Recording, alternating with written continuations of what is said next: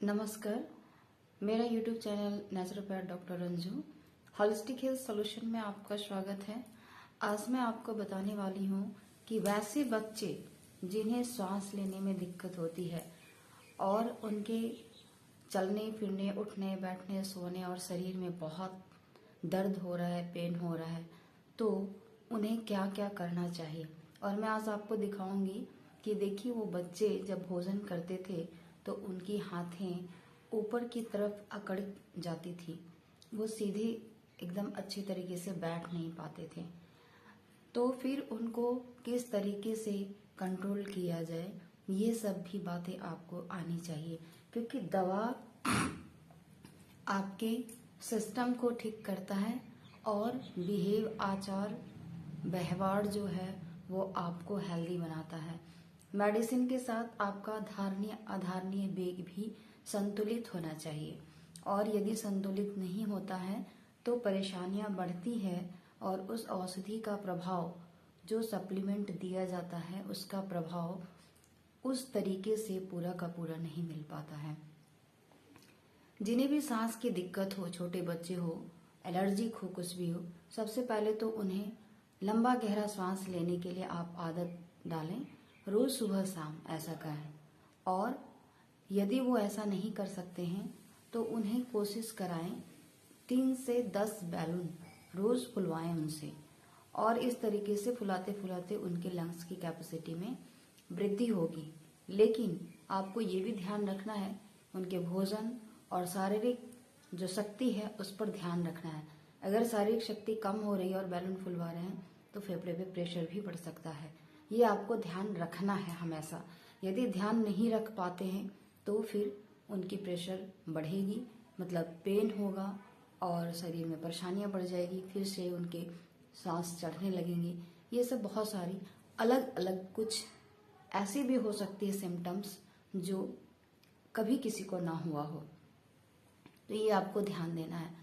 और अगर लंबा गहरा सांस बच्चे आपके लेते हैं तो बहुत अच्छा है।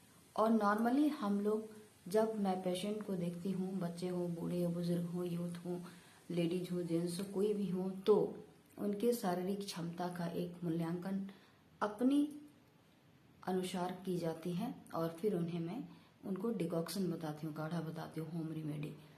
तो ऐसे जो भी बच्चे हैं जिन्हें सांस लेने में बहुत दिक्कत हो रहा है या बहुत निमोनिक हो गए हैं, तो उन्हें जीरा वाटर आप दे सकते हैं।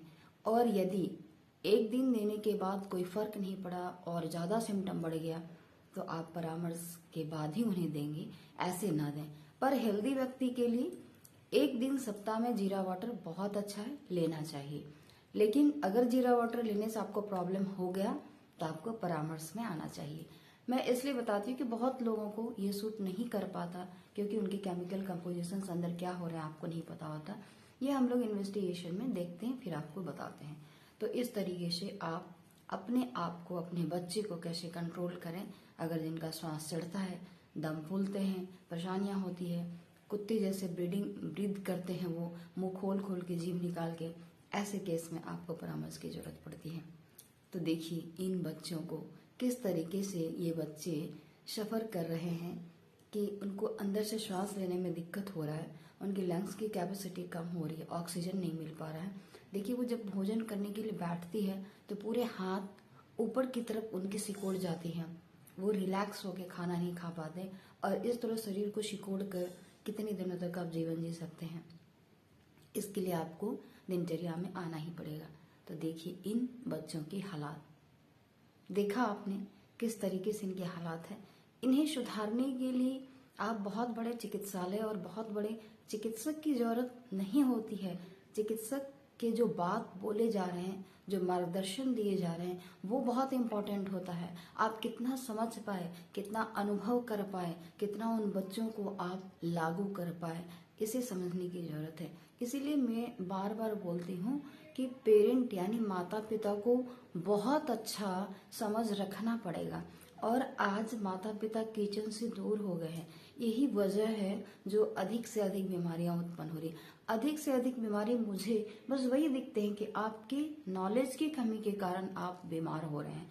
वो बीमारियां ऐसा कुछ नहीं है, आपके शरीर में तत्व की कमी हो गई, परेशानी होने लगी। बीमारियां उन्हें कहते हैं जैसे कैंसर हो गए, टीबी हो गए, अल्सर हो गए। ये सारी चीज आपको अचानक शरीर में आ गया तो ये एक तरह की बीमारी हो गई। लेकिन ये सब जो छोटी छोटी चीजें आ रही है, ये हैबिट को कंट्रोल नहीं की जाके आगे बड़े रोग में सडनली आपको कन्वर्ट कर गया। पर ये आपके बिहेव से आया। अगर आपको रोग अचानक कुछ ऐसा, जैसे क्या गिर गए, हड्डियां टूट गई, ये एक केस है, ये सही बात है, ये आपको बहुत जरूरी है इमरजेंसी की। इस तरीके की चीज को समझना आपको जरूरी है। सारे रूटीन को फॉलो करने के बाद तब जो शारीरिक व्याधियां आती है तो वो चिकित्सक के हाथ की होती है। ये बार बार मैं इसलिए समझाती हूँ कि आप इस तरीके से अपने परिवार को संभाल पाएंगे। वरना आप कितने भी पैसा कमा लें, कितने अच्छे डॉक्टर के पास चले जाएं, लेकिन आपको ये रिजल्ट नहीं मिल पाएगा। क्यों? क्योंकि आपके जो गैप है उसको फुल करना ही पड़ेगा।